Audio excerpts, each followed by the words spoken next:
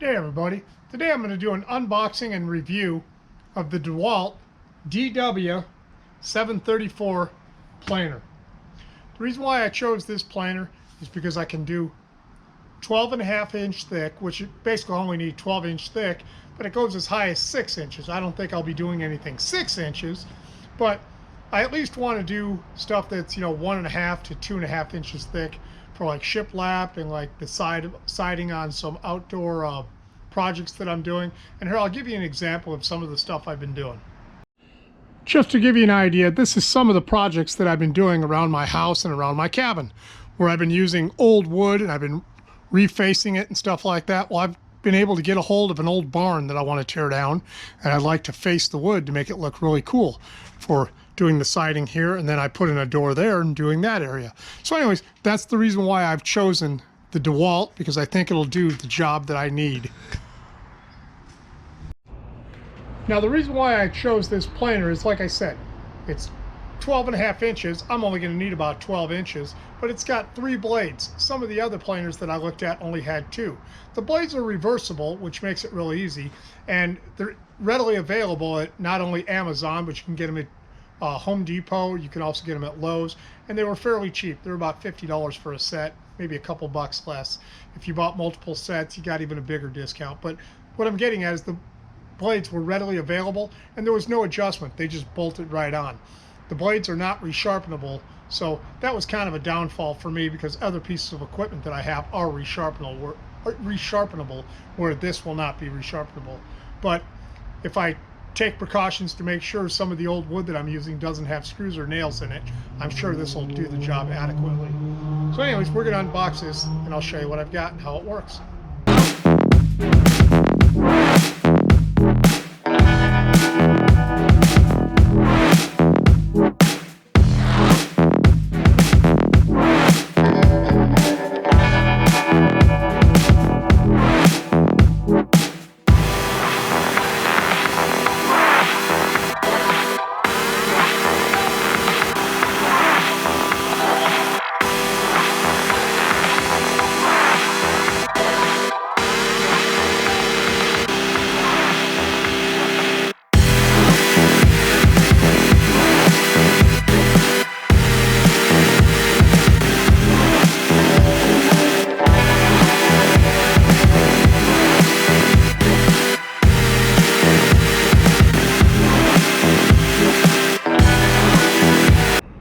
For transporting, DeWalt made it pretty simple. You have a handle on the right side.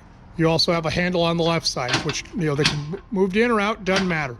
You've also got a little indent right here to where you can grab onto it with your hands so your hands don't slip out. I think that's a cool feature also. So this is what it looks like before you start. It's all pretty compact. And then what you would do is you'd fold this down. Right here is your dust collector. Your dust collector goes out the back side. So you come around the back side and you'll pull out that. You've got your cord. You unwrap your cord. You put your cord on the ground, and then you'll grab your extension cord. I'm going to probably put it up like that just to keep it out of the way. Take your dust collector. Now I'm doing all this with one hand, so this is pretty simple. Just make sure you got your clips. You got a clip on the right side. You got a clip on the left side. Make sure that's in place. Then you'll hook up your dust collection system here. So pretty simple. Pretty simple. Unlock it so that I can go up and down with my height adjustment. If something gets jammed on the unit, what you would do is you would shut it off, of course, and then this is your reset button. So you just push your reset button, and then you can go back to using it. I've been told that this unit is quite loud. I don't know if that's true, nor do I care, because once you turn on this unit, you turn on your shop vac, and you're working in your shop, I would be wearing a pair of eye protection, and I would definitely be wearing a pair of ear protection when using it. So those are just some of the things that I've been told.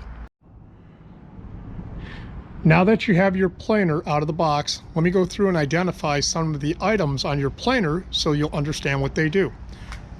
In red, you've got your off and on switch. Pretty simple. This is called your feed table. This is where your material will go in, and in the back is what they call your exhaust table. This is where it's going to come out. You also have your for your dust collection system. Now on the DeWalt planer, there's only 2 things that you have to install. you have to install the handle, which allows the cutting blades to go up and down, and they also include the T-handle for it. The T-handle sits right here. You got 2 clips, and it sits right in there like that. On the back of the T-handle is a magnet, so the magnet will hold on, and the reason why the magnet's there is for installing the blades, which is underneath here.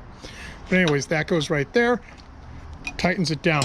The only other 2 things you have to adjust or hook up if you want to is there's a screw that goes here, there's one on the other side, and there's one on the bottom. This is for your dust collection system. So as you can see, you got a hole right down here, there's a hole right here, and there's a hole right there. So if you choose to always have a dust collector, then you'll install it, and just make sure you get these 2 pieces in the clips, and then you've got 3 screws which are included, and as you can see, that works really well. So again, DeWalt has thought of everything. They've also got a place for when you're not using your DeWalt planer to where your cord wraps. So the cord wraps all the way around, and that's kind of cool. I always like it when people think outside the box and make it user-friendly for us when we're doing our projects. I'm going to go ahead and probably duct tape that up to there because I won't use those. Again, this can be done both ways. You can hook this up to a normal shop vac, or this piece right here will come off, and then you can hook it up to a 4-inch for a what do you call it, a dust collection system if you have one in your shop. One of the other things they have in all 4 corners, there are 2 holes in all 4 corners, and that's so that if you want to mount it to a bench, you're able to mount it to a bench. So that's kind of cool also. Now, when I say DeWalt has thought of everything, they have thought of everything. Let me show you. Over here, it says material removal gauge with an arrow. Over here, it's got a gauge right here from 0 to 1/8. So what happens is when you slide a piece of wood underneath here and it hits the gauge, so you can see it over here with my thumb, it'll push that arrow up. You never want to take off more than 1/8 of an inch per pass. And I would suggest not even going that much. I'd suggest more like a 1/16. Remember, you're trying to do a finished product to make something beautiful for the work that you're building. Don't try to make big passes all in one shot. So again, DeWalt has thought of everything. So that's pretty cool. So as the material, you can watch that red arrow right there. As the material goes through it and stuff, it goes up and down. That is pretty slick. Okay, moving on. Over here on the right side is a gauge. This is from 0 all the way up to 6 inches. Now, right here you have 2 Phillips heads. You have to adjust this. So what you're going to have to do is play with it a little bit. I've not gotten a chance to play with this one 100%. I've played with others, but I just haven't played with this one since I've bought it. But you want to measure, and then you want to adjust this accordingly. And it's not that hard. It's going to take you a couple passes and you'll have it figured out. But just note that this can be moved up probably a good 1/4 of an inch up and down. So just note that that's what you're going to want to do. Okay? Okay, now we're going to move on to the height adjusting handle. This is really cool. DeWalt has done it again. They've got an arrow right here. So on your crank, right on your handle, if you go this way, you're going down. If you go the other way, consequently, you're going up. Very simple. But as you go down, you're starting off down.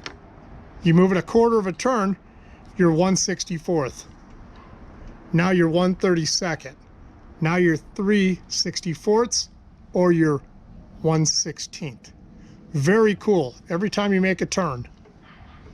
So you can do it in very small cuts, or you can do one big cut. Make it simple. Okay? So that is really, really cool that they put the gauge in there. Now to move the planer blade up and down, you've got a crank. Okay? So let's say this is where you want it and you're going to do a whole bunch of passes. You can lock it in place, and no matter what you do over here with this crank, your height is locked in place. So that's also a really cool feature of this particular unit. Now underneath the handle, if you go straight down a little bit to the right, there's another really cool gauge. It starts out at 0. And if you move it, goes to a quarter, goes to a half, goes to 3/4. It's basically quarter turns. And what that's doing is it's only allowing the wood to go down so far. Let me show you if you come inside. If you come inside, see it's got different heights. This one right here. And it just kind of moves up and down. This one's a little bit higher, and then this one's a little bit higher yet. So very cool. This is so that you don't go too deep and take off too much wood for what you're trying to do with your project. Very cool. Now we're going to go underneath and I'm going to show you the cutting area and the feed wheels. You have one wheel here, which your cutting wheel in the center, and the other feed wheel on the back side. You have, for alignment, you have a post here, and then you have a post here and there. That basically keeps your cutting wheel completely lined. Right here is part of your screw handle that allows your cutting depth to go up and down. And there again, there's that height adjustment that I was talking about for the bare minimum. You can kind of see how that works. Very cool.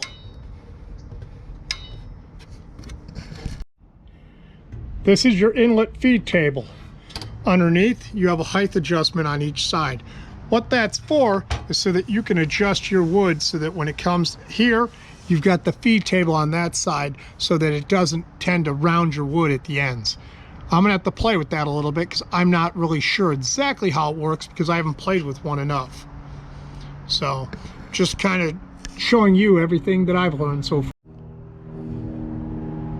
Once again, from side to side, you can go about 12.5 inches, and from the feed table all the way to the cutting wheel up here is 6 inches max. I don't think I'll ever use that, but I just wanted to show you just how big it is when it's open. Once you have your desired height, like right now I put it on right at 1 inch, just for fun. And then if you push this down, that'll lock it in place to where I can just keep doing pieces that'll be all the same size, you know, for like my finished product, for what I'm going to do for like the side of a barn or the side of a house or something like that. So that's kind of what it's for. This is a super cool unit. I love all the features. Now this is the DW734. They make a DW735.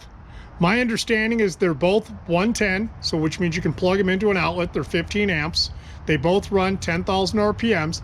The difference is this particular one has 3 knives, where the 735 has 2 knives. This one, the discharge chute that you're going to suck into your shop vac, it needs kind of some help, where my understanding is the 35 has an assist or a blower on it that actually blows the chips out. In my particular application, it's not going to matter any to me, but those are just my understandings of the difference. Also, this one right here is between $400 and $500 depending on where you buy it from, and my understanding of the 735 is it's about $200 to $300 more depending on where you buy it. With what I plan to do, this is going to serve me well for the next 25 to 30 years, probably my grandkids also. So I'm very pleased with my purchase, and I hope you guys enjoyed this video. As you can see, I got quite a bit of crappy lumber, as well as a bunch of lumber here that I've been just collecting. This is all free scraps that I've gotten from Home Depot, from Lowe's, from all the different building material places around town that just throw stuff out back for free, and then I turn this into my projects. So I figured, we'll find something. Let's just find something easy. I don't know what I'm doing. It's a piece of pine. Let's find something a little different. This is kind of, I don't know if there's nails in that. I don't want to use that. How about this one? No nails in that. Yeah, let's go ahead and run it on that side. What do you guys think? I chose this piece of wood for the first piece that I'm going to run through the planer, and I'll show you why. You can kind of see all these little indents in it, and right here all the little imperfections, the crack. Just want to see what it'll do to that to make it look really cool. So anyways, let's go ahead and try this one for the first one we run through. Well, let's see if we can cut something. Okay, it doesn't even fit under, so we're gonna have to go up a little bit. So we'll go ahead and go up. And now we're kind of under it. Let's see where we hit on the gauge. Okay, we're doing fine on the gauge. So let's go ahead and plug it in and we'll go from there. Okay, I've already set my height adjustment. So we're going to start right there. We'll push the lock down. I'll set my camera in the tripod and then I'll turn it on. Okay, go ahead and turn it on.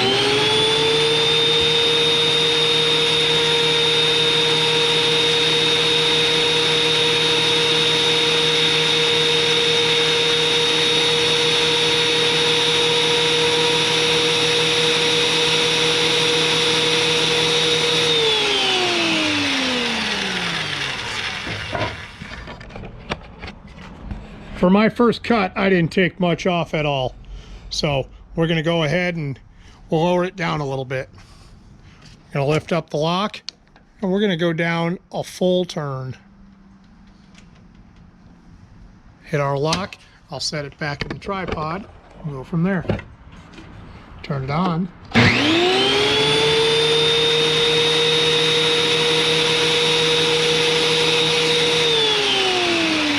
According to my depth gauge, I'm taking a big cut, so I'm going to go ahead and reevaluate how far I'm going. See it again. That's a little bit better.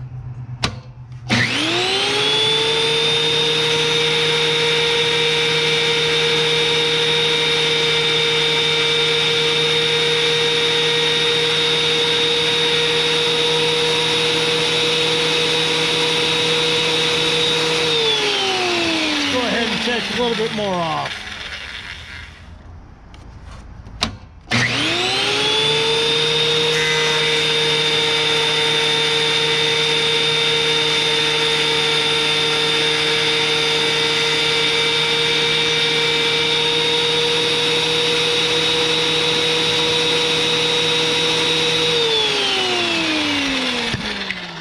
See, we're already starting to make it look pretty good.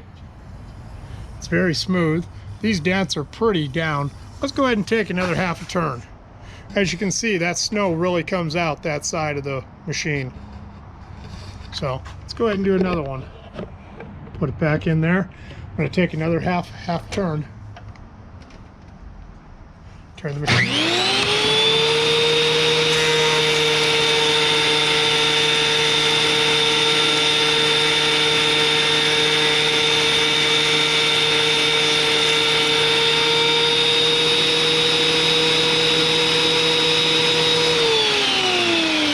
One more half turn should do it.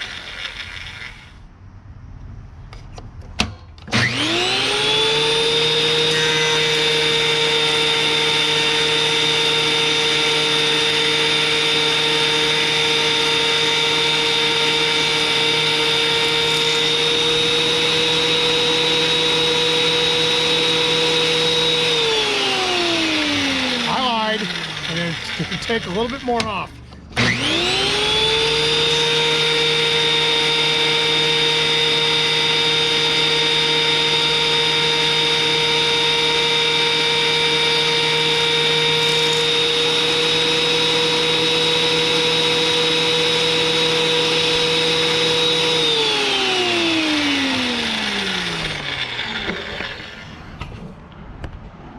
I do believe it's going to be a learning curve for myself as well as anybody else that buys a particular piece of equipment like this. But as you can see, it took all the nicks out, and this could really become something really cool. We can maybe make what do you call it, a tabletop out of it, or an end table, or anything. Just reusing wood for another project.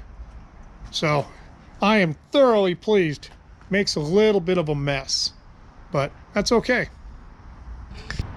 Well, I hope everybody enjoyed this video on the DeWalt Planer. I am thoroughly pleased with my purchase. The quality of the cut, everything. I can't wait to make some things with it over the next couple days. And with that, I'll see you guys on the next video. Have a great day, everybody.